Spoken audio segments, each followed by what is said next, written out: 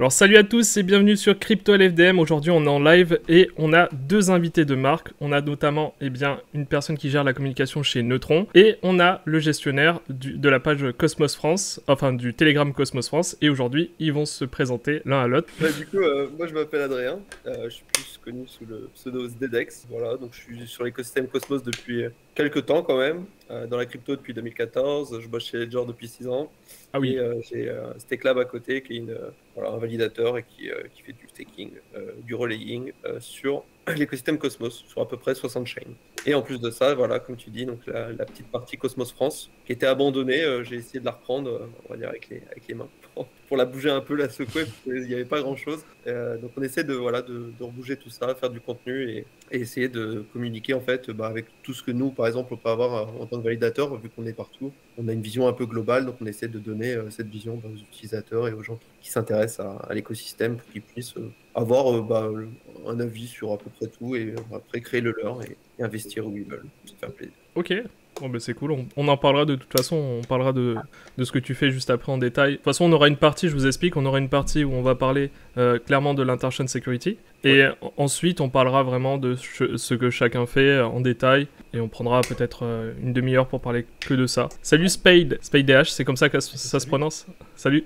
Ah, ça se prononce de la façon dont vous voulez, c'est designé pour être super chiant à prononcer, donc il n'y a pas de souci. Ouais, bah, du coup, je me présente, je m'appelle Avril, dans le Midspace dans la vraie vie. Enchanté Avril. Alors, je gère pas la communication à Neutron, en fait, je suis... disons que je gère un peu plus de trucs que ça. Ah oui, pardon, excuse-moi, alors je suis désolé si... Non, pas de problème. J'avoue, Adrien, tu as un plutôt solide pédigré avec des grands noms, et c'est marrant parce qu'en fait, on a déjà parlé plusieurs fois du coup sur Telegram, tout ça.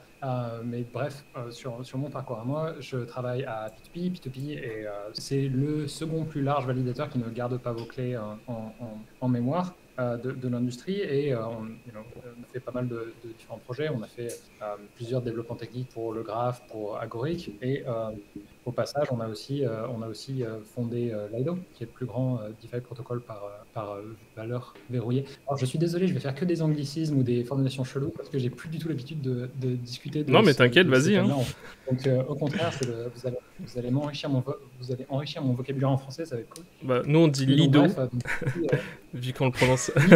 En tout cas, moi, je le dis comme ça. Mais alors, moi, je suis pas un exemple. Je suis pas du tout un exemple. Hein. Je prononce très mal tout ce qui est en anglais.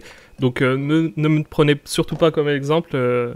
Tout le long de la soirée, je vais prononcer Ethereum, Lido, Interchain, sécurité. Mais donc, bref, ouais, donc plutôt une grosse boîte dans la crypto qui pèse plutôt. Donc, c'est cool d'y travailler, et surtout, c'est cool d'avoir la chance de mener Neutron, qui est notre dernier projet, qui est en train de devenir complètement indépendant. Pour l'instant, notre équipe fait partie de P2P, mais en train de devenir complètement indépendant pour que pour que le réseau puisse devenir complètement décentralisé. Et c'est le premier projet qui va se lancer sur l'inter-chain sécurité dans quelques semaines. Et ouais, en deux mots, Neutron, c'est un réseau pour les développeurs qui leur permet en gros de créer des applications sous forme de smart contract et de bénéficier plus haut degré de sécurité disponible dans l'écosystème Cosmos à un coût tout à fait raisonnable, surtout comparé à celui de faire tourner votre propre chaîne pour votre application. Du coup, on peut partager ce coût sur tout un écosystème plutôt que le concentrer sur une seule application, et de bénéficier aussi de state of the art en français, d'infrastructures cross-chain plutôt avancées qui permettent à votre protocole de faire des trucs sur d'autres blockchains, mais aussi de récupérer de l'information depuis d'autres blockchains afin de pouvoir opérer une application qui existe sur plusieurs chains en même temps. Ok, bon, bah, c'est excellent. Donc tu disais que t'avais face à Adrien Petit Pédigré, finalement vous avez tous les deux des gros bonnets dans l'histoire. Ouais, ça va. Même des très gros bonnets. Hein. On essaie. Le mec il va tranquille et puis il te sort un truc qui est quand même plutôt solide. On essaie.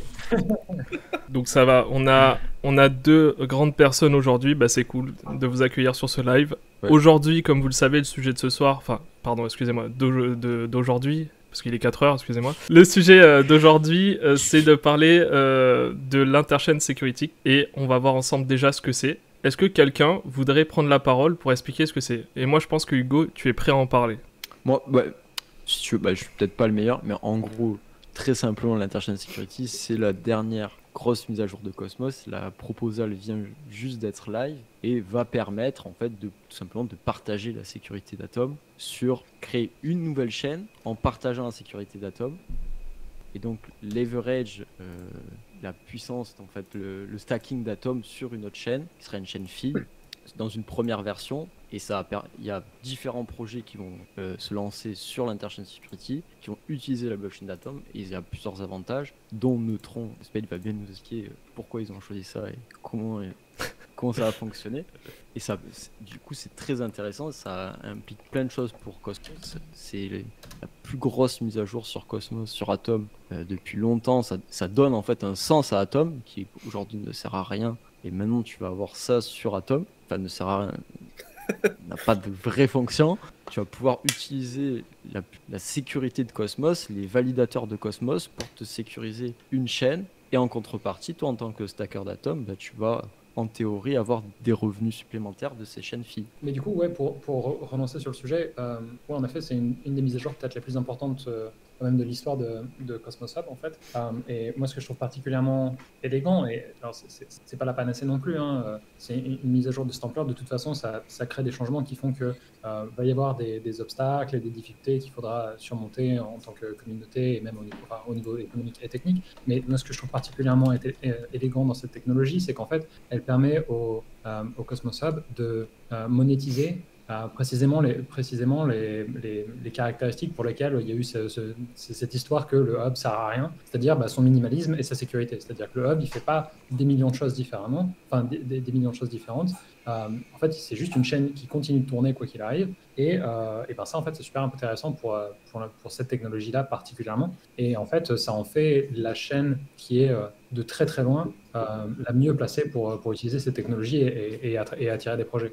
Techniquement, Interchain Security, c'est pas spécifique au Cosmos Hub. D'autres chains dans Cosmos pourraient utiliser cette technologie, adopter les modules, etc. Cela dit, il y en a pas beaucoup qui ont la position de Cosmos Hub dans l'écosystème et sa sécurité, en fait, tout simplement.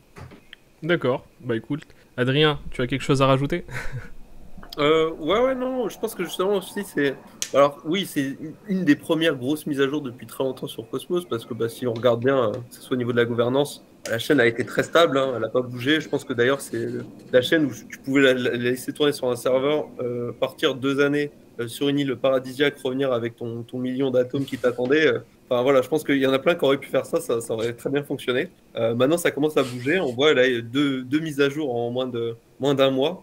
Ça commence à... Ça y est, ils font toutes les mises à jour, bump toutes les versions, ajouter la première version de ICS. Si la gouvernance a été acceptée, on force une chaîne à entrer du coup en tant que consumer chain sur le Cosmos Hub. Sur cette première version, ça va être obligé. Comment ? Oui et non, du coup, parce que alors c'est vrai que en gros, quand la proposition est acceptée par la gouvernance, ça lance une période d'une semaine pendant laquelle les validateurs sont attendus de prendre le code, le binaire de ce nouveau réseau et de lancer un nœud, enfin de faire tourner le réseau, quoi. Cela dit, s'il y a moins de 2 tiers du voting power qui effectivement commence à faire tourner le réseau, en fait, la chaîne le lancement est annulé et rien ne se passe. Donc le lancement est annulé, rien ne se passe. Il n'y a pas de slashing sur les personnes qui... S'il y a moins de 2 tiers du voting power qui fait tourner la chaîne, non, il n'y a rien. En fait. Okay. Il n'y a aucun bloc qui est produit et rien ne se passe, personne n'est slashé. Donc en fait, pour lancer une consumer chain, tu as besoin, de convaincre la communauté, c'est-à-dire la gouvernance, que oui, c'est une bonne idée, faisons ça. Et ensuite, tu as besoin de convaincre tous les, 2 tiers du voting power que oui, go, c'est parti, prenons. D'accord, j'avais omis cette part-là. Moi, pour moi, c'est une fois que c'était clean, tu avais un peu comme une GNTX, fallait lancer, mais si tu ne le faisais pas, tu avais cette possibilité. En fait, je pense que c'est un peu ça, parce que, sans se mentir, si tu le fais pas, tu as de fortes chances que la plupart des gens le fassent, si ça a été soumis par un vote oui. Tu as plus de chances de faire slash que la chaîne qui se lance pas, quoi, on va dire. En gros, j'imagine que la façon dont ça va fonctionner, c'est que si toi, tu préférerais ne pas faire tourner cette chaîne, ce que tu fais, c'est que tu lances pas ton nœud, tu attends de voir ce que les autres font, et si tu vois qu'elle commence à produire des blocs parce qu'il y a 2 tiers du power qui a commencé à faire tourner la chaîne et que du coup, elle produit des blocs, là, tu sais que le compteur pour le slashing a compté les blocs que tu as manqué, et donc tu sais que tu vas te faire slasher si tu lances pas ton nœud. Et donc, Ça va bien se passer. Donc ça va peut-être- être très Pour expliquer simplement, c'est parce qu'en fait, l'Interchain Security, en fait, c'est les mêmes validateurs du Cosmos Hub qui vont devoir faire tourner un autre serveur. Et en fait, tu fais une autre chaîne, sauf qu'en fait, si tu fais des bêtises sur cette chaîne, bah, c'est sur Cosmos avec tes jetons Cosmos où tu vas te faire punir. Et du coup, là, en fait, ce que je comprends, c'est qu'en fait, il y a une proposal, puisqu'en principe, tu fais une proposal sur Cosmos et tu acceptes du coup de recevoir la chaîne. Mais là, en fait, tu me dis que les validateurs pourraient en théorie faire grève ou si les validateurs font grève et n'avoir aucune sanction si les 2 tiers ne le font pas. Je pensais que justement, comme disait Oui, mais en fait, Adrien, c'est un peu comme, qu'il y aurait c'est une un peu comme punition. la gouvernance elle-même, en fait. Genre dans Cosmos, les validateurs sont ceux qui ont de toute façon les délégations de voting power. Donc en fait, une situation dans laquelle 2 tiers du voting power veut absolument lancer Oui. cette chaîne et qu'ensuite elle ne se lance pas, ça n'existe pas, puisque c'est eux qui ont déjà voté pour la faire lancer. Par contre, une situation où c'est plus tendu, où c'est plutôt 50-50, à ce moment-là, ouais, il y a un deuxième mécanisme de sécurité, en gros, qui fait que si le consensus autour du fait de lancer cette chaîne n'est pas très très solide, bah, en fait, il y a une deuxième fenêtre d'opportunité pour les validateurs pour se dire non, mais en fait, on n'en veut pas. Quoi. Ouais, par exemple, là, ça représente, pour vous donner une idée, les 7 plus gros validateurs de Cosmos, ils représentent les 33%. Donc si par exemple les 7 premiers validateurs décident de rien faire, il se passe rien. Dans tous les cas. Et ça, c'est un gros problème du hub, en fait. Parce que dans le cadre de l'Interchain Sécurité, certains peuvent voir ça comme une facilité dans le sens où ça veut dire que tu as, genre, la priorité, c'est de te coordonner avec les 30 validateurs qui représentent genre 80% du voting power. Ça rend ton travail un peu plus facile parce qu'il y a moins de personnes avec qui il faut qu'il y ait un groupe sur Telegram. Ouais. Mais d'un autre côté, c'est un grand problème pour la sécurité de Cosmos Hub lui-même et des consumer chains aussi, puisque ça veut dire que une poignée d'entités et une poignée de personnes ont en fait un pouvoir qui est assez disproportionné par rapport au reste du réseau. Quoi. Si tu regardes les 100 validateurs, les 100 validateurs dans les plus bas rangs, ils se partagent à peu près 10% du voting power. Pour 100 validateurs sur 160. Donc ouais, la distribution du stake des atomes en jeu sur le Cosmos Hub, bah ça, à mon avis, c'est une priorité pour la santé du réseau. Et bien évidemment, genre les délégations d'ICF qu'on attend toujours, il me semble, mais qui apparemment, genre l'intention, c'est de le faire avant que l'Interchain Sécurité soit lancé. Mais ça, à mon avis, ça devrait être une priorité en effet. Ça et le fait d'avoir des politiques de gestion des validateurs et des atomes en jeu au niveau des protocoles de liquid staking qui soient à peu près sensés. Quoi. À mon avis, c'est deux grands enjeux qui vont être importants pour la santé du hub à l'avenir. Et une chose qu'on n'a pas mentionnée vite fait au passage, mais comment fonctionne ICS, c'est là aussi une utilité d'IBC qui n'a pas été encore utilisée, c'est que justement cette validation qui va se faire du coup en fait avec un set qui est celui du Cosmos Hub, qui va se partager avec une consumer chain. C'est pour ça qu'ils n'ont pas besoin en fait de validateurs, c'est parce que cette signature en fait va se faire via IBC. Et ça, je trouve ça assez génial. Ça donne vraiment un premier aspect. Je crois pas que c'est justement. Je crois pas que ce soit exactement ça. Bah, c'est pas la signature qui est relayée par IBC. C'est la signature, mais en gros, il y a une utilisation d'IBC qui va permettre justement de faire le lien avec la consumer chain et de prouver qu'il y a bien un bloc et il y a bien eu justement toutes ces transactions à l'intérieur. Voilà. T'es vraiment sûr que c'est comme ça que ça fonctionne? Parce que moi, dans ma compréhension du truc, c'est plutôt que tu as 2 chaînes qui font tourner Tendermint, donc le mécanisme de consensus, ouais. Sauf que l'une des versions, la consumer chain, là, donc dans ce cas-là, Neutron et le hub, c'est le provider, la consumer chain, elle reçoit en fait par IBC une espèce de newsletter du hub qui lui dit bon, bah, voici la liste de tes validateurs et le pourcentage des atomes dont chacun dispose, en gros. Et okay. En gros, on laisse savoir à ton Tendermint qui sont les validateurs et combien de voting power ils ont. Et ensuite, le truc tourne un peu de façon isolée, comme si c'était un Tendermint normal. Et par contre, s'il y a un mauvais comportement, s'il y a un validateur qui essaie de double sign ou quelque chose comme ça, ce Tendermint-là sur le côté de la consumer chain, donc de Neutron dans ce cas-là, crée une preuve qu'il envoie au hub. Et normalement, ça devrait ça devrait emmener au slashing de tes atomes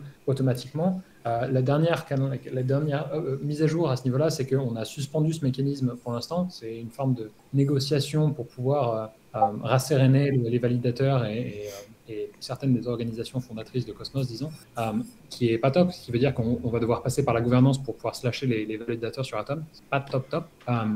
Mais ouais. C'est un peu étrange, mais il y a un bon post sur le forum du Cosmos Hub à ce sujet-là de la part de Gian Trembach, qui est l'ingénieur en chef en gros de Unintentional Security. Donc si vous êtes curieux, je vous invite à aller voir. C'est un peu pointu, mais c'est intéressant. Oui, non, mais ouais, c'est assez intéressant. Donc du coup, d'accord, le slashing sera par gouvernance. Ok. Ouais, alors, par gouvernance. Je comprends, mais oui, donc il y a quand même. C'est une solution temporaire. L'idée, c'est que la première version de Intentional Security ne comporte pas de mécanisme pour vérifier que les messages de slashing du Tendermint de l'autre côté sont honnêtes, en gros. C'est-à-dire qu'il y a le risque qu'une consumer chain qui cherche à niquer le hub puisse envoyer des messages de slashing en boucle pour essayer de faire slasher tous les atomes qui sont en jeu. Et pour éviter cette situation-là, ils ont décidé en fait de faire passer ça par gouvernance parce que de toute façon, ça arrive très rarement et que du coup, s'il y avait quand même quelqu'un qui faisait du double signing, on pourrait juste les punir par gouvernance et ça marcherait. L'idée, c'est on va faire ça pendant quelques mois jusqu'à ce qu'il y ait la prochaine mise à jour qui introduit ce qu'ils appellent le Untrusted Protocol, qui est en gros, plutôt que de faire confiance à ta version de Tendermint pour produire des messages de slashing qui sont appropriés et qui correspondent bien à de vrais mauvais comportements de validateurs qui vont effectivement pas faire leur job, on va prendre la preuve, la vérifier programmatiquement et pouvoir ensuite appliquer le slashing que si ça fait sens, que si c'est légitime. D'accord. Et peut-être pour ajouter, peut-être une autre question. Quels sont les avantages que vous avez vus pour choisir sur Neutron, pour choisir l'ASIS plutôt que faire votre propre chaîne? Pourquoi vous êtes allé sur l'ASIS spécifiquement pour faire... parce que à la base, c'est pour faire les contrats de Lido. De ce que je comprends, c'est pour avoir le liquidity staking Neutron. Et même si vous allez faire tous les smart contracts, comment j'ai compris, la principale use case sera d'avoir le liquidity staking de Lido sur Neutron. Notre équipe apparemment travaillait sur Lido on Terra et on a fait ça pendant pas mal de temps. Lido on Terra, c'était la deuxième plus grande implémentation de Lido après celle sur Ethereum. Il y avait à peu près 10 milliards de dollars de valeur dans le protocole. Et donc en fait, sur Terra, on avait déjà atteint un grand niveau de succès, mais en fait, on était contraint de rester sur Terra et on cherchait...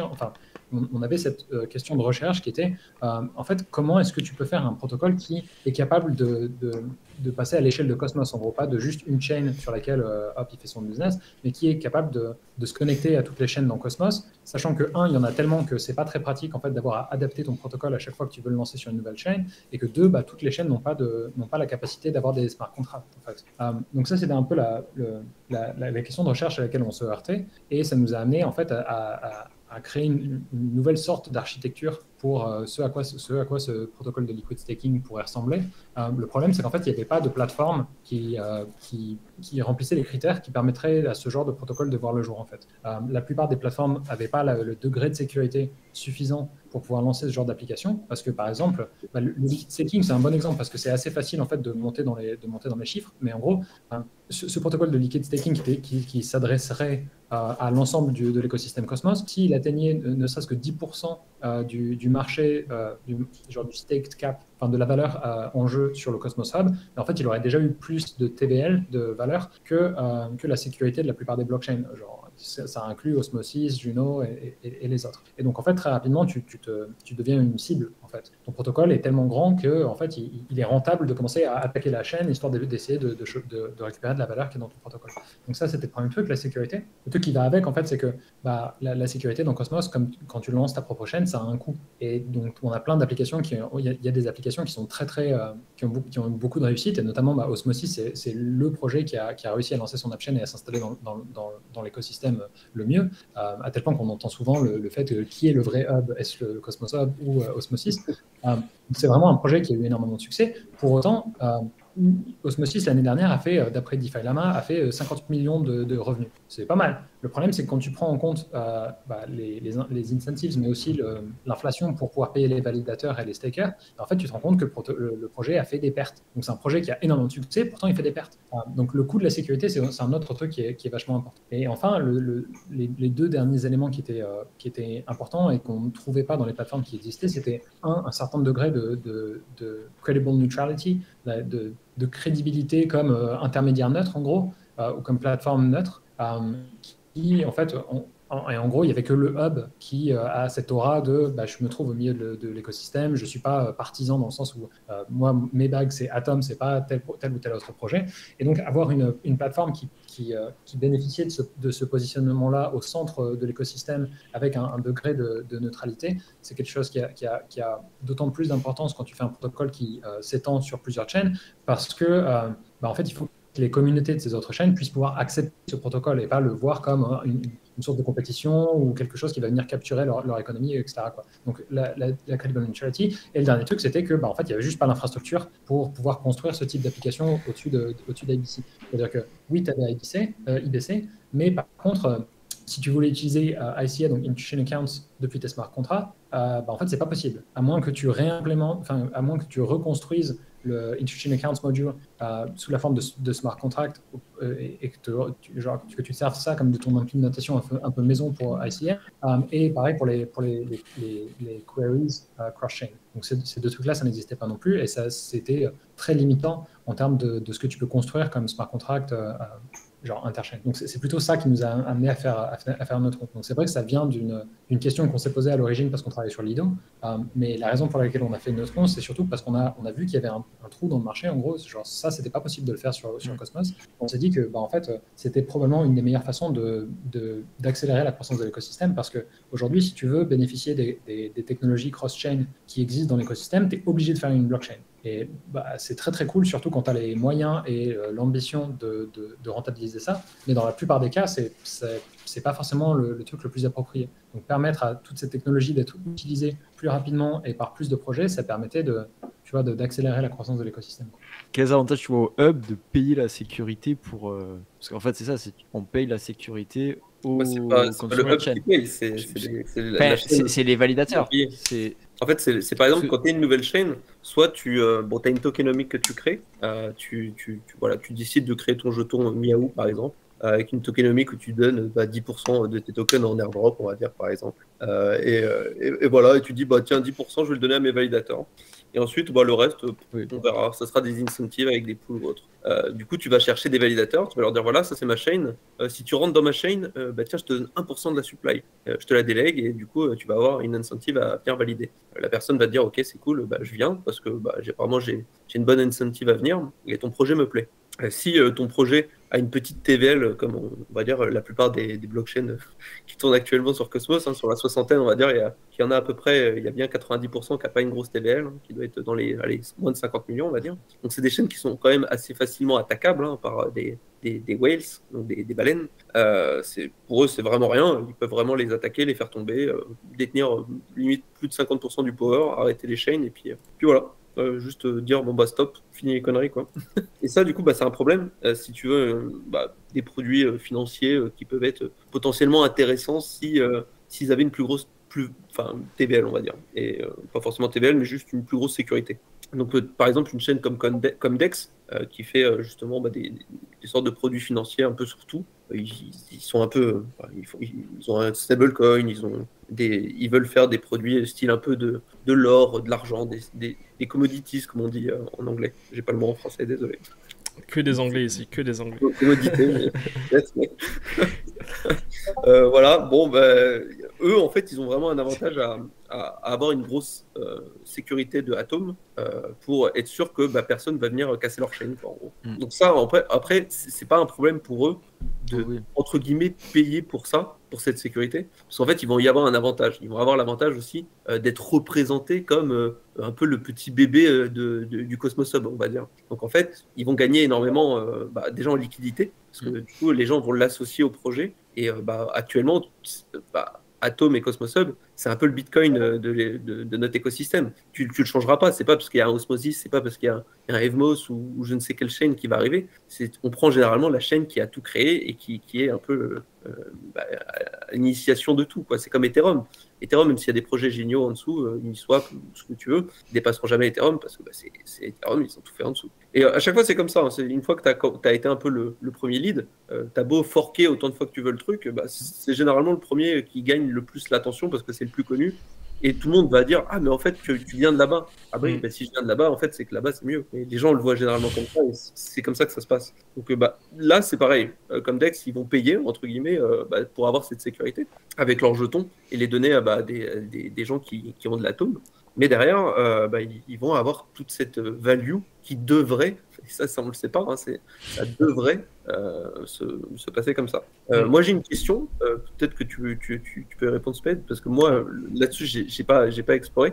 On connaît le fait où par exemple on a une nouvelle blockchain qui n'existe pas, par exemple Neutron n'existe pas et qui vient s'implémenter. On va dire on part vraiment sur quelque chose de clean. On reprend du coup bien les validateurs de Cosmos Hub et on y va. Il n'y a jamais eu de jetons en circulation avant. Par exemple le cas de Comdex c'est un peu différent. Il y a des validateurs, il y en a plein. Ils ont déjà tous des stakes, ils ont des jetons qui sont délégués. Comment ça se passe dans ce cas-là? Et bien là, c'est plutôt la merde. En fait. Parce que, voilà.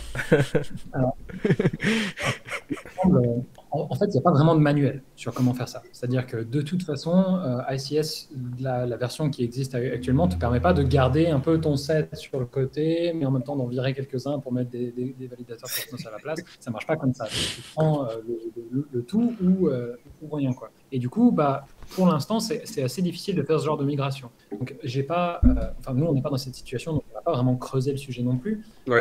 Mais en fait, la façon la plus simple dont ça se produirait, c'est tu vires absolument tout le monde. Ouais. Alors, tous tes validateurs n'existent plus. En tout cas, ils ont, genre les délégations sont renvoyées. En fait, tu forces tout le monde à dédéléguer leur token. Ouais. Donc, les gens continuent de les posséder. C'est toujours les leurs. C'est simplement, il n'y a plus de staking pour toi, quoi.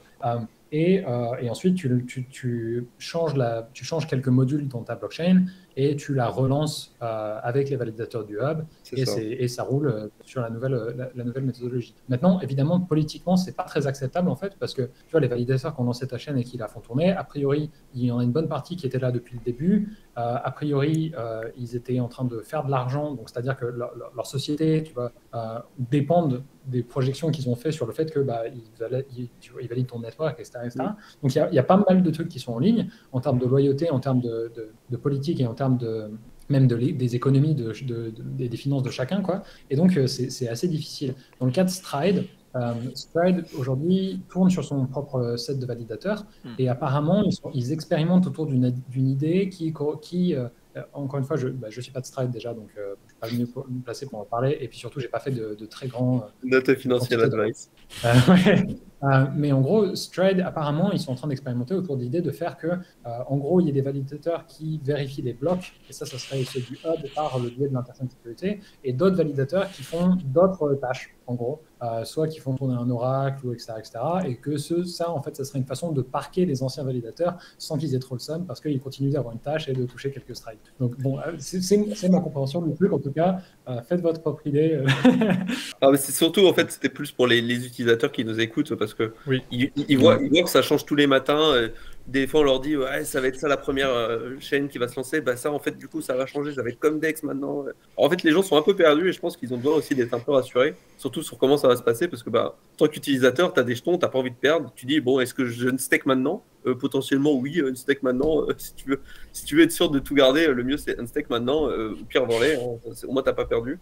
Si tu as vraiment peur. Alors là, du coup, avec la mise à jour sur le slashing, là, bon, il n'y a pas grand risque de garder tes jetons en délégation, puisque de toute façon, les consumer chains n'auront pas tant de facilité à te faire slasher de toute façon. Donc, je ne sais pas si je suggérerais de mistake nécessairement. Non, mais c'est aussi normalement, vu que tu ne sais pas ce qui va se passer, est-ce qu'ils vont être directement remis sur un nouveau Genesis dans ta balance Il faut dumper le tout sur un échange et puis partir sur un stake de coin.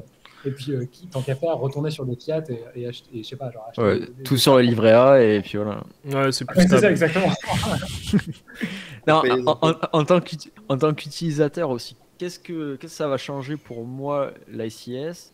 Les consumer chain, si elles ont un token, qu'est-ce que je vais pouvoir en faire? Est-ce qu'il y aura un stacking qui ne sert à rien ou qui sert à quelque chose? Et en tant que stacker d'Atom, qu'est-ce que je vais gagner en plus? Parce qu'on a vu ça, qu'on va avoir des revenus supplémentaires, des fees ou de l'inflation sur une consumer chain. Ouais, carrément. Peut-être. Ça, en fait, je mentionnais qu'il y aurait peut-être des difficultés dans le truc. Je pense que le modèle économique de ICS, ça fait partie du truc. En gros, le principal problème, c'est que les délégateurs ne sont pas concernés, mais pour les validateurs en tout cas, quand tu dois lancer une nouvelle blockchain, ça veut dire qu'il y a un certain coût pour l'infrastructure supplémentaire que tu vas devoir faire tourner. Peut-être il y a un coût du travail pour les ingénieurs qui vont s'occuper de ça.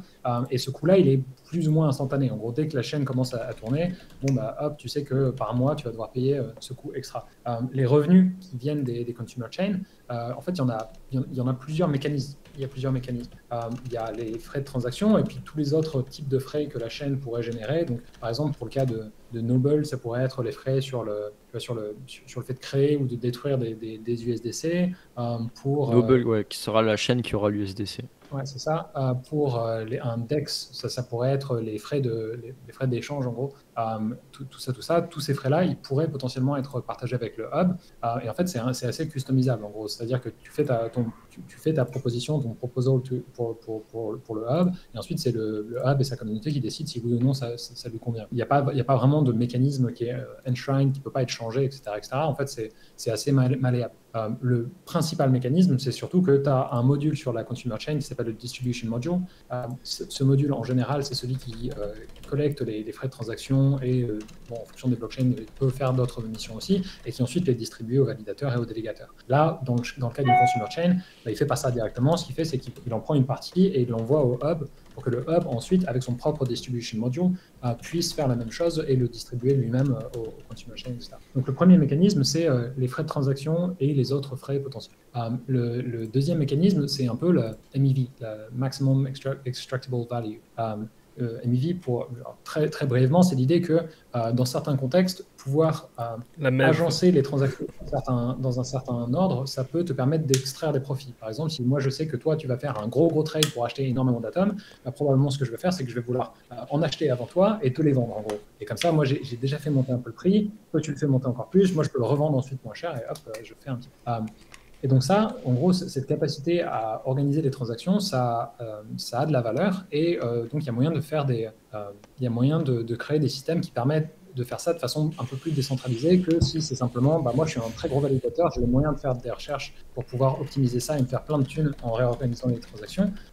Ce qu'on peut faire, c'est qu'on peut construire des systèmes autour histoire que ça soit un peu plus ouvert. Ces frais-là, potentiellement, ça fait sens de les partager avec le hub et parce que en fait, les validateurs sont très impliqués dans la MEV. En fait, c'est les validateurs qui techniquement sont les premiers à pouvoir extraire tout ça et que donc construire un système autour qui permet de partager les profits de ça, ça devrait au moins inclure les validateurs. Donc ça, c'est le deuxième mécanisme. Et le troisième, c'est le prix d'Atom lui-même, en fait. C'est-à-dire que comme les consumer chains qui vont bénéficier de l'image de marque, de la liquidité, des effets de réseau du Cosmos Hub, Atom lui-même va très probablement bénéficier soit du fait de pouvoir utiliser certaines des infrastructures ou des protocoles qui vont être lancés sur ces consumer chains, voire par exemple USDC, c'était un bon exemple de ça, c'est-à-dire que le fait d'avoir USDC dans l'écosystème, même s'il n'y a pas forcément de mécanisme qui directement va faire gonfler le prix de l'atome, c'est quand même quelque chose qui est très probablement un positif dans les yeux de tous les investisseurs et que donc les marchés eux-mêmes réagiraient positivement à ce genre de truc. Donc il y a plein d'effets qui peuvent conduire à ce que le prix de l'atome lui-même augmente. Il y a le fait que déjà les revenus supplémentaires, même maigres, ils font changer l'évaluation ils font changer la valuation financière de l'atout, puisque c'est un atout qui génère plus de revenus et donc ça change les projections. Premier truc. Le deuxième, c'est que dans le cas de Neutron, par exemple, il va y avoir tout un écosystème d'applications de finances décentralisées qui vont très probablement être construites autour du jeton Atom et donc donner des occasions à tout le monde de déployer leurs jetons dans des applications financières, voire par exemple mettre des grandes quantités d'atomes dans les réserves de certains protocoles ou de certaines chaînes, etc. Tout ça fait de la pression qui amène le prix à monter. Maintenant, ce qui est assez intéressant, je suis désolé, je fais toute une diatribe. Non, vas-y. Monologue, tranquille. Non, Tu es là pour ça, il y a quoi de problème? Et du coup, ce qui est assez complexe, en fait, c'est que nous, dans les modèles qu'on a fait pour savoir en gros quelle était la juste compensation à proposer, et en fait, ce dont on s'est aperçu, c'est que le hub, son market cap est tellement large qu'en fait, il faut générer une quantité de revenus qui est assez incroyable afin que ça commence à vraiment affecter directement l'APR de façon significative, quoi. Il faut que les consumer chains soient très aient beaucoup de réussite pour que ça soit vraiment visiblement rentable pour tout le monde. Le mécanisme, par contre, qui est le plus efficace pour augmenter les revenus des délégateurs et des stakers, c'est l'appréciation de l'atome. C'est-à-dire que la raison pour laquelle c'est comme ça, c'est que tu génères des grandes quantités de revenus. Il n'y en a qu'une partie qui part vers le hub, c'est normal, parce que sinon il n'y a pas grand intérêt à construire ta consumer chain si tu sais que tout l'argent que tu vas générer, c'est quelqu'un d'autre qui va en bénéficier. Donc c'est normal qu'on partage à ce niveau-là, mais une fois que ces revenus-là sont envoyés au hub, ensuite ils sont distribués entre tous les validateurs en fonction de leur stake. Donc en gros, le top 30 met la rasade de frais et se met très très bien. Et par contre, les 100 validateurs au fond, eux, ils touchent presque rien, ils touchent 40 balles sur les millions qui ont été produits. Et ça, c'est parce que, ils reçoivent une petite partie des frais qui ont été générés et qu'en plus de cette petite partie, ils vont prendre une encore plus petite partie en forme de commission. Et donc, ce revenu-là, même si tu génères énormément de frais, énormément de revenus, et que donc ton protocole est en fait très efficace déjà, ça prend du temps avant que ça se voit au niveau de la rentabilité des validateurs et au niveau de la rentabilité des stakers en termes de pourcentage par année. Là où par contre c'est immédiat, en gros, c'est l'augmentation de la valeur d'Atom. C'est-à-dire que dans les modèles qu'on a fait, si avoir une consumer chain augmente de 1% le prix de l'Atom, en fait, c'est déjà rentable pour tout le monde. C'est-à-dire que le market cap est si large que, en fait, tous les validateurs, avec cette 1% d'augmentation du prix, couvrent sans aucun problème le coût additionnel en termes d'infrastructure et de force de travail pour pouvoir faire tourner cette chaîne. Et pour les délégateurs, c'est un profit net, puisque les délégateurs, eux, ils ne font pas tourner d'infrastructure, il n'y a aucun coût pour eux. Le seul truc, c'est le risque de slashing. Et alors, comme on l'a discuté, là, le risque de slashing, pour l'instant, il n'est pas très très haut, donc il n'y a pas tant de problème. Genre, en tant que délégateur, en fait, toi, tu as tout l'intérêt à activer autant de consumer chain que possible, parce qu'en fait, pour toi, il n'y a aucun coût et qu'il n'y a que des bénéfices potentiels. Maintenant, pour les validateurs, c'est un peu différent, parce qu'il y a effectivement ce coût-là, et que donc, tu veux prendre des décisions qui vont dans le sens des projets qui ont le plus de potentiel, parce que si tu prends un projet pas top qui va jamais générer de frais, tu rentres pas trop dans tes frais ou que tu travailles pour pas grand-chose. Voilà. Donc, j'espère que ça aide à dégrossir. On peut aller plus profond parce qu'il y a plein de nuances dans ce que je viens de dire. Voilà. C'est plutôt clean. Rajouter quand même qu'actuellement, quand on regarde l'inflation du Cosmos Hub qui est au-dessus de 20%, si tu cumules tout, bon, effectivement, 1%, ça va pas changer toute la donne, mais justement, faut bien comprendre que ça a été noté. Et ils voulaient l'introduire avec Atom 2.0, c'est continuellement de réduire cette inflation pour arriver quasiment à terme à quelque chose de quasi neutre, quasi proche de zéro, pour qu'effectivement, en fait, ce que tu gagnes vraiment, c'est via le biais des consumer chains qui, justement, comme tu dis, s'ils rapportent 1%, écoute, ça te rajoute au moins 1% sur ton atome. Et le but, en fait, c'est pas d'émettre plus d'atomes que ça, c'est que ça devienne une denrée rare qui, justement, les gens, s'ils en veulent, doivent l'acheter. Et déjà, ça fait monter le prix de base. Il n'y a plus une grosse émission, 20% annuel, ça paraît pas. Mais si on regarde les grosses blockchains qui sont quasiment un peu similaires en proof of stake à plusieurs milliards, généralement sont plus proches du 7 à 6% annuel. Donc on est quand même sur un truc qui est quasiment 3 fois plus haut. C'est aussi ce qui dilue beaucoup actuellement la valeur de l'atome, et c'est aussi pour ça que potentiellement le prix est un peu stuck depuis longtemps. Mais ça reste aussi une bonne période pour justement en accumuler avant cette période-là. C'était une petite partie là-dessus que je voulais rajouter. Et en fait, je pense que je suis tout à fait d'accord avec toi. Et en fait, le seul truc qu'il faut prendre en considération à ce niveau-là, c'est que faire un projet qui a suffisamment de succès pour générer, tu vois, ces centaines de millions de dollars de revenus chaque année, ça se fait pas du jour au lendemain. Alors, si parfois dans le bull market, ça se fait du jour au lendemain et ensuite ça disparaît du jour au lendemain. Mais ce que je veux dire, c'est que tu vas atteindre ce degré de succès-là avec que les frais de transaction, ça prend du temps. Oui, ça bien sûr, avec avec l'utilisation aussi. Les Oui, frais, voilà, c'est ça. moi, les frais de transaction sont beaucoup trop bas pour l'utilisation que ça va avoir. Ça montera un peu. Ah oui, bien sûr, bien sûr. Bah, de toute façon, nous, pour Neutron, on ne va pas recommander aux validateurs d'être en mode les frais de transaction les plus bas que vous pouvez faire. Pour l'instant, l'idée, c'est que ce sera plutôt autour de 5 centimes. Quoi. Alors 5 centimes, c'est plus haut que la plupart des chaînes sur Cosmos, mais au moins, ça permet de générer des revenus qui sont quand même vachement plus significatifs pour le hub et puis pour l'économie de la chaîne aussi. En 2 mots, en gros, le truc, c'est que oui, effectivement, genre à long terme, le but, ça devrait effectivement de diminuer graduellement le niveau d'inflation de l'atome, ce qui aidera à augmenter son prix et à solidifier sa position dans l'écosystème. Le problème, c'est que tu ne peux pas vraiment faire ça du jour au lendemain comme Atom proposé, parce qu'en fait, si tu fais ça, les consumer chains n'ont pas eu le temps de solidifier genre, leur position et de faire vraiment des revenus qui soient stables. Et ce que tu fais, c'est qu'en fait, d'un coup, tu réduis les revenus des validateurs, sauf que les revenus des consumer chains ne sont pas encore là, et du coup, en fait, tout le monde se barre. Quoi. Tous les bons validateurs sont en mode, non, je suis désolé. Ça va se faire graduellement, je veux dire, c'est pas du jour au lendemain, 20, 0, une proposal, salut, au revoir. C'est parti, maintenant, to the moon. J'espère que ça marchera, les gars. Allez, bon courage.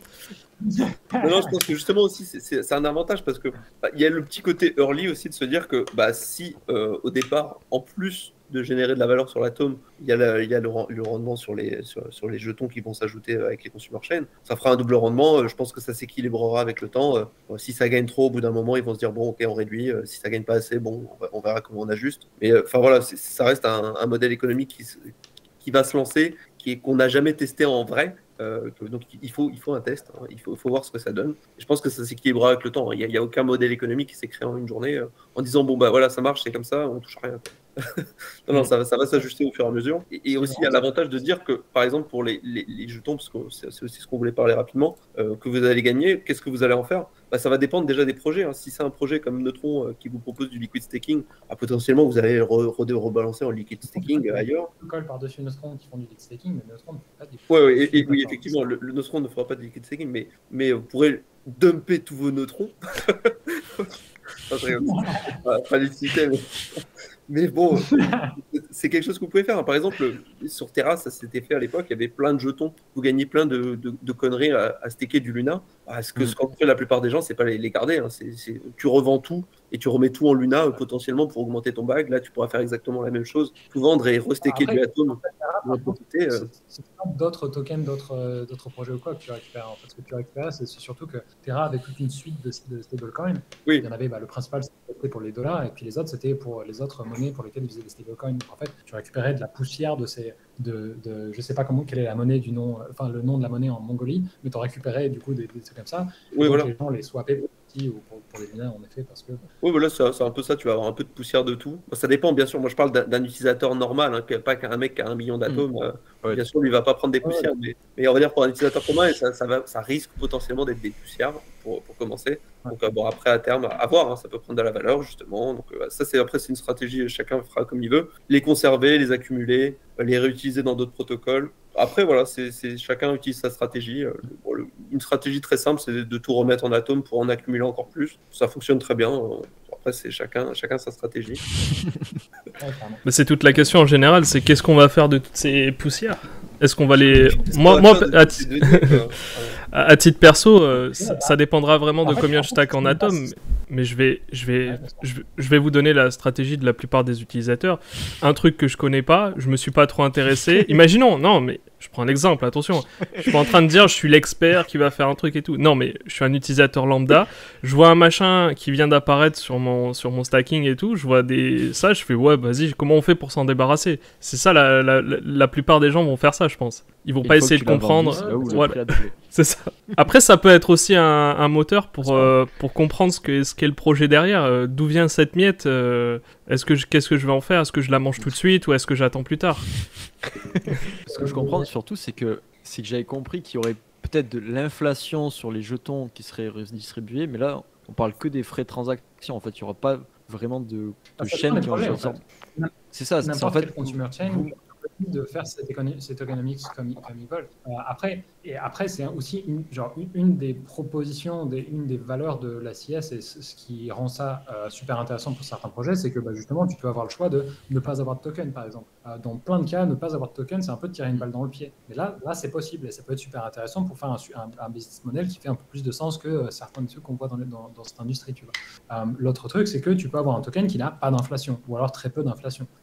Et tous ces trucs-là, de toute façon, on parle de chain dans Cosmos, où la gouvernance est très profondément liée aux paramètres de la chaîne et comment elle fonctionne. Donc en fait, dans la plupart des cas, ces choses-là sont flexibles. C'est-à-dire, comme Osmosis, si ils veulent changer la vitesse de l'inflation, c'est pareil pour Neutron et les autres chains. À partir du moment où tu as une gouvernance qui peut changer les paramètres du réseau lui-même, en fait, c'est difficile de faire des tokenomics qui vont rester gravés dans le marbre, comme le Bitcoin, pour une centaine d'années, quoi. Donc voilà, après, il y a ça à garder en esprit aussi, quoi. Maintenant, pour revenir aux frais, effectivement, il y a moyen que ça fasse un peu des poussières au départ.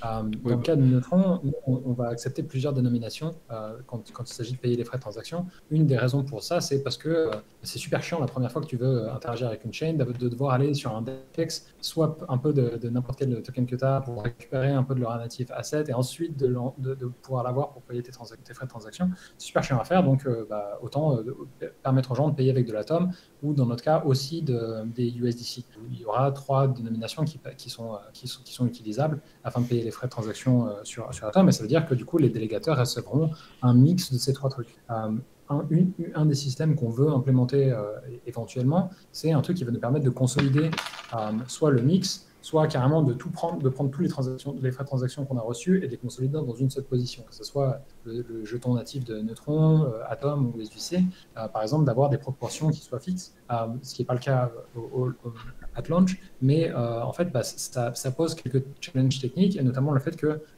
puisqu'on n'a pas le contrôle sur le pouvoir brûler et créer ces tokens, en fait, il faut qu'on les swap quelque part, il faut qu'on utilise de la liquidité qui existe à l'extérieur de notre contrôle, et donc ça voulait dire qu'il fallait qu'on lance le réseau d'abord, qu'on construise cette liquidité, qu'on l'attire, afin de pouvoir ensuite traiter les frais de transaction qui ont été reçus, les consolider dans les positions qu'on veut, et ensuite pouvoir distribuer ça à la trésorerie de Neutron, mais aussi au Cosmos Hub. Du coup, dans un premier temps, vous allez recevoir un mix de 3 tokens dans des proportions qui vont varier en fonction de ce que les gens utilisent pour payer leurs frais de transaction. Dans le futur, par contre, il y a moyen que ça soit un peu plus carré sur les proportions, ou que carrément, par exemple, si les cosmonautes décident et signalent que, en fait, nous, on préfère recevoir plus d'atomes que si on n'en avait pas, ce qu'on fera, c'est tout simplement qu'on permettra à tous les frais de transaction, enfin à 25% des frais de transaction, d'être swappés pour de l'atome, et ensuite on envoie ça au Cosmos Hub. Pour dire, sur Osmosis, là je regarde, il y a 23 000 $ de frais de transaction à peu près par jour. Donc autant dire, c'est vraiment des poussières. Mais Osmosis aussi a pas de minimum de frais de transaction. Justement, beaucoup utilisent 0, tout simplement. Si tu bouges pas, tu as un petit frais, mais la plupart ils bougent à 0. Surtout sur Osmosis, j'ai l'impression que les utilisateurs commencent à devenir de plus en plus avancés et ne sont pas dupes non plus, ils vont prendre 0. Tu vas pas perdre une transaction pour ça. Parce que tu fais une très grosse transaction et tu veux pas te faire front run. Et encore, si t'en es à ce cas-là, généralement tu t'y connais un peu plus sur les parties tech et tu te fais pas avoir. Déjà, tu fais pas la transaction comme ça, mais. Oui, c'est pas pour nos centaines d'euros qu'on va se faire front run, ouais. Ouais, voilà. Je veux dire, si tu fais des petites transactions, ça va, tu peux te faire front run, c'est pas un gros problème. Pour quelques centimes, on lui laisse. C'est qu'il a bien travaillé quand même. Il y a eu plus d'infos que prévu. Sincèrement, je pensais pas qu'on allait aller aussi loin. Surtout pour la plupart du temps des débutants, faut dire les choses telles qu'elles sont. Parce qu'on est des utilisateurs pour la plupart et on n'est pas forcément intéressé par tout ce qu'il y a derrière. Et on s'intéresse surtout à ce qu'il y a devant, quel est l'intérêt pour nous.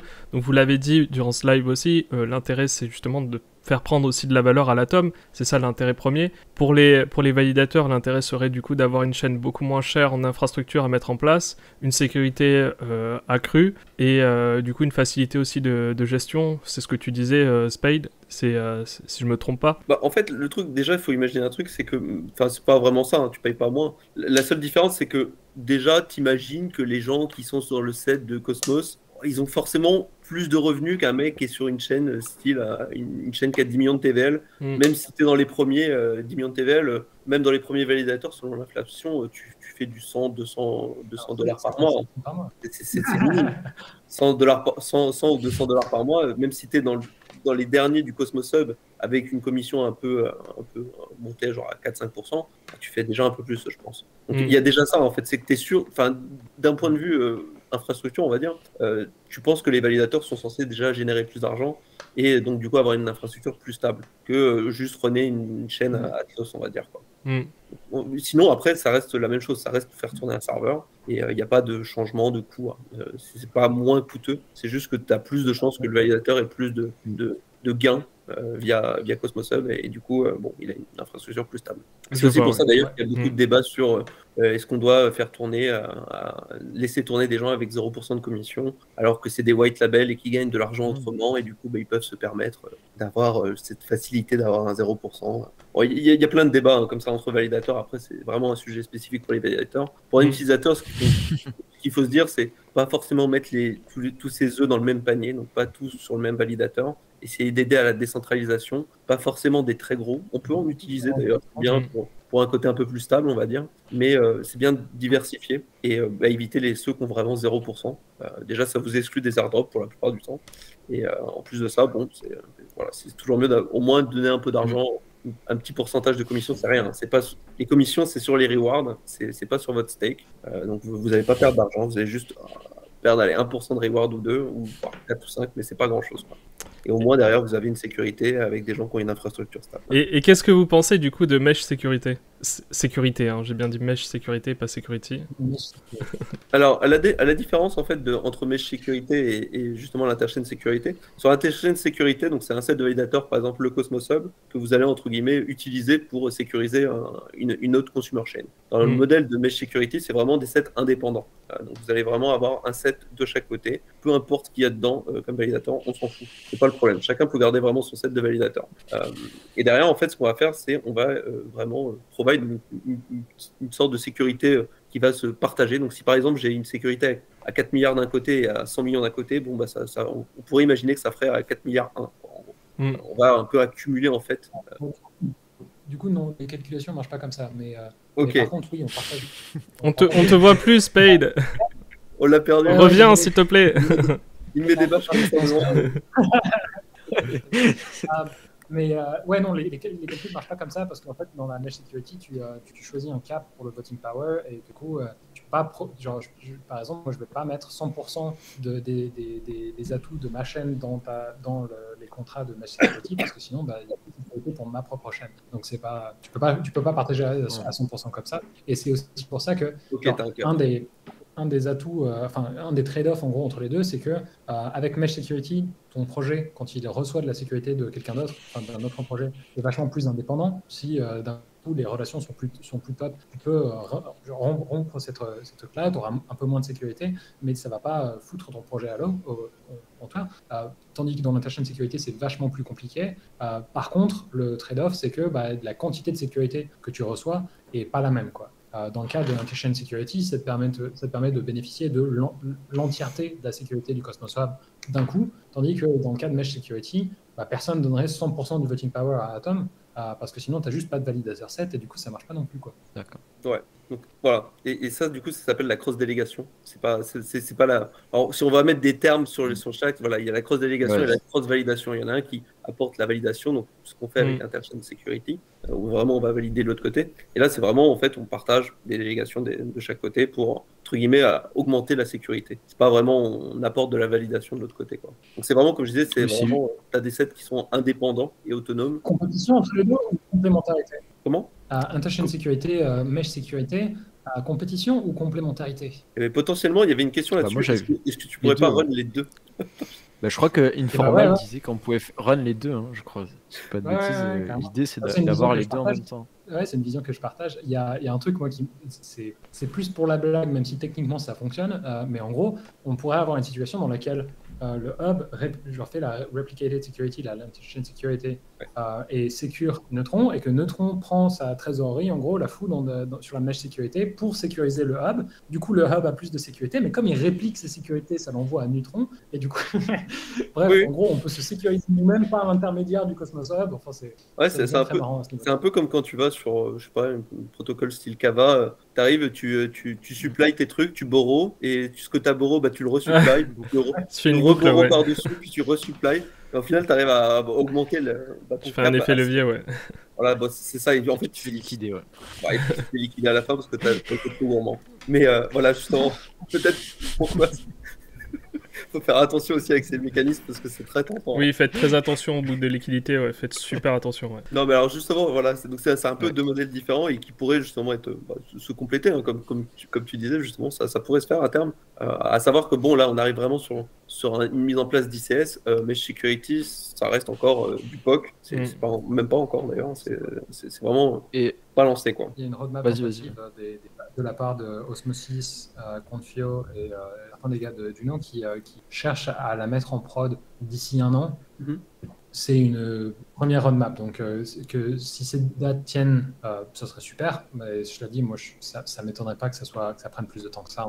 Ouais, faut savoir que ça a été rushé dans un hackathon en 3 jours. Donc voilà, on peut pas s'attendre à... La Chine, par exemple. J'étais là, Stéphane, ils ont bien charbonné. En même temps, tu mets Ethan Frey, Sonny et Jake dans la même pièce et tu les laisses bosser sur le sujet pendant un week-end. Bon, ça fait des trucs sympas. Hein. Ouais, non, ça fait des trucs sympas. C'était cool, ouais. Tu voulais dire quelque chose, Hugo? Oui, avant de finir, est-ce que vous voyez un inconvénient en tant que moi délégateur ou vous en tant qu'utilisateur, gestionnaire, builder d'infra à l'ICS ou des limitations, enfin les principaux points noirs qu'il y a ou améliorations qu'il faudrait faire rapidement? Moi, je dirais en tant que validateur, ça va être les versions suivantes d'ICS qui ne forceront pas les validateurs à faire tourner les consumer chains. C'est vraiment à ton choix. Si tu as envie de la faire tourner, tu la fais tourner. Si tu ne veux pas la faire tourner, tu ne la fais pas tourner. Tu n'as pas de risque de slashing parce que tu as une partie du set qui a décidé de la faire tourner de son côté. Et ça, je pense que c'est vraiment un peu le endgame pour les validateurs parce que je pense que ça aidera aussi à dire, par exemple, prise de position. Moi, je pense que ce projet ne reflète pas mes valeurs. Je n'ai pas envie de l'ajouter, même si 70% de la chaîne la veut, par exemple. Donc ça, c'est vraiment le côté cool. Pour le moment, ça va être beaucoup de débats politiques. Il va y avoir beaucoup de drama, je pense, sur les premières chaînes qui vont arriver. Alors, je vous parle pas de Neutron parce que je pense que moi, c'est no direct. Hein. Mais, c'est noté. Wow. Non, je rigole, blague à part. Non, ça peut créer des dramas parce que il y a beaucoup de gens qui travaillent entre eux. Il peut y avoir des intérêts, des conflits d'intérêts, des gens qui vont essayer de pousser des choses qui n'ont pas forcément de valeur, mais parce que c'est leurs copains, ils vont essayer de le faire passer. Enfin, c'est des choses qui sont dommages, mais ça arrive partout. Hein.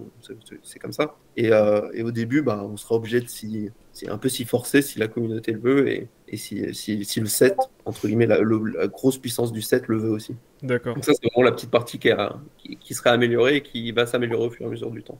Pour moi, de mon côté, en tant que validateur, par exemple. Ok. C'est un très bon point, ouais. Il y a ça. Et surtout le fait de faire ça, mais de façon sécurisée. Parce qu'il y a un problème avec le fait de laisser choisir les validateurs si oui ou non. Parce que si tu as un très très gros validateur qui dit oui, que tout le reste dit non, et qu'ensuite tu as plein de petits validateurs qui disent oui, tu te retrouves avec un set où tu as un PLO, un validateur, qui a 90% du voting power.